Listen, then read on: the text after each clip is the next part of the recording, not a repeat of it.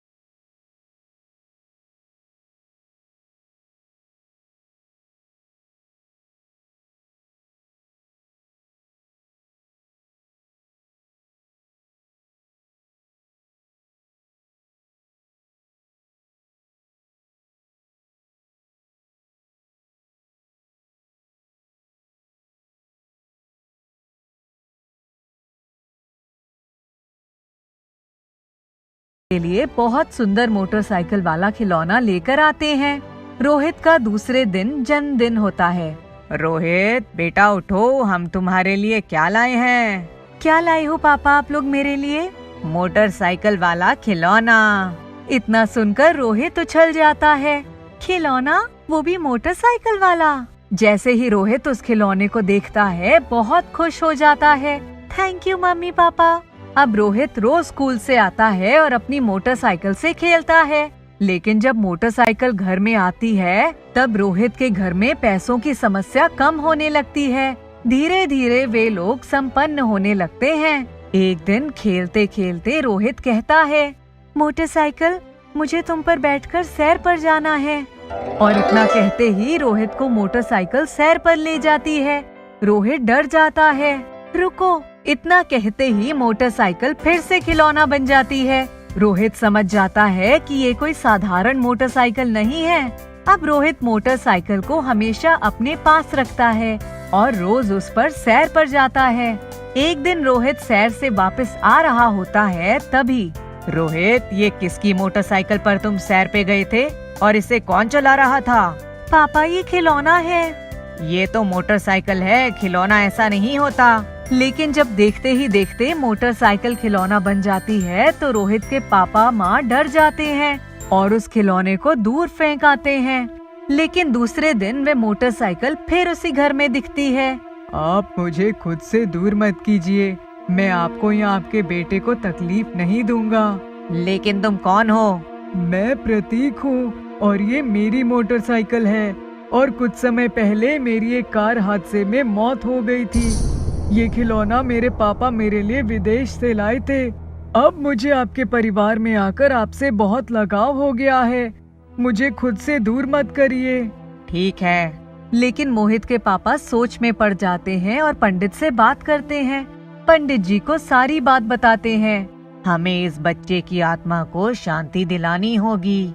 हाँ, इसलिए हम आपके पास आए हैं। कोई उपाय बताइए। कल मैं इस बच्चे की आत्मा की शांति के लिए पूजा करूंगा, उससे ये बच्चा मुक्त हो जाएगा। और अपने कहे अनुसार वे पूजा शुरू कर देते हैं।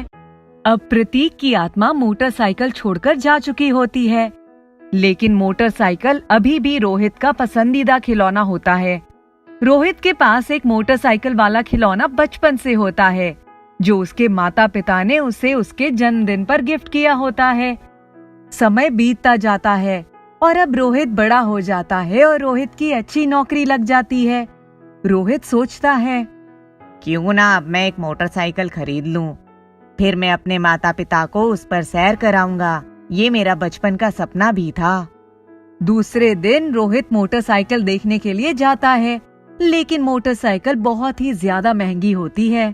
तो रोहित सोचता है कि मैं 1-2 महीने बाद मोटरसाइकिल खरीद लूंगा। रोहित को एक गैरेज दिखाई पड़ता है। वहाँ एक बिल्कुल नई मोटरसाइकिल खड़ी दिखाई देती है। रोहित से रहा नहीं जाता और गैरेज में जाता है और पूछता है, भैया ये मोटरसाइकिल किसकी है और इसकी कीमत कितनी होगी? वो जो भाई साहब खड़े हैं ना, उनकी मोटरसाइकिल है, आप उनसे ही पूछ लीजिए। अच्छा ठीक है। रोहित मोटरसाइकिल वाले के पास जाता है और उससे पूछता है, भाई साहब ये आपकी मोटरसाइकिल बहुत ही अच्छी है, इसकी कीमत क्या होगी? मोटरसाइकिल वाले का नाम प्रतीक होता है और प्रतीक बताता है, ये मोटरसाइकिल 1 लाख रुपए की है, लेकिन मैं इसे 25,000 में बेचने की सोच रहा हूँ, क्योंकि मैं कुछ ही दिन में लंदन जा रहा हूँ, वहाँ मैं नई मोटरसाइकिल खरीदूंगा। रोहित सोचता है कि ये तो बहुत सस्ती मोटरसाइकिल है, क्यों ना यही मोटरसाइकिल ले ली जाए और बिल्कुल नई भी है। तो क्या आप मुझे ये मोटरसाइकिल बेचोगे? क्यों नहीं। और रोहित वो मोटरसाइकिल प्रतीक से खरीद लेता है और मोटरसाइकिल अपने घर ले जाता है। रोहित के माता पिता बहुत खुश होते हैं। रोहित बेटा, ये मोटरसाइकिल तो बहुत महंगी लग रही है। हाँ पापा, लेकिन मैंने ये मोटरसाइकिल बहुत कम रुपए में खरीदी है। अच्छा, चलो अच्छा है, तुम्हारा बचपन का सपना भी पूरा हो गया और घर में एक चीज भी आ गई। चलिए अब आप लोगों को मोटरसाइकिल की सैर करा लाता हूँ। और तीनों सैर पर निकल जाते हैं, फिर घूमकर वापस आते हैं और कहते हैं कि बहुत मजा आया। कुछ दिन तो सब कुछ अच्छा चलता है। मोटरसाइकिल आने के बाद रोहित की नौकरी में प्रमोशन मिल जाता है, रहने के लिए नया घर मिलता है। रोहित उस मोटरसाइकिल को लकी मोटरसाइकिल मानता है, लेकिन कुछ दिन बाद मोटरसाइकिल रोज रात को गायब हो जाती है और सुबह वापस अपनी जगह पर आ जाती है। एक दिन बिल्डिंग का गार्ड मोटरसाइकिल को बाहर जाते हुए देखता है, लेकिन उसे मोटरसाइकिल पर कोई नहीं दिखता है। मोटरसाइकिल बहुत दूर होती है तो गार्ड को लगता है शायद उसको ही कोई नहीं दिख रहा है। अगले दिन जब वह मोटरसाइकिल को फिर से ऐसे निकलते देखता है तो गार्ड के होश उड़ जाते हैं, क्योंकि मोटरसाइकिल खुद ही चल रही होती है।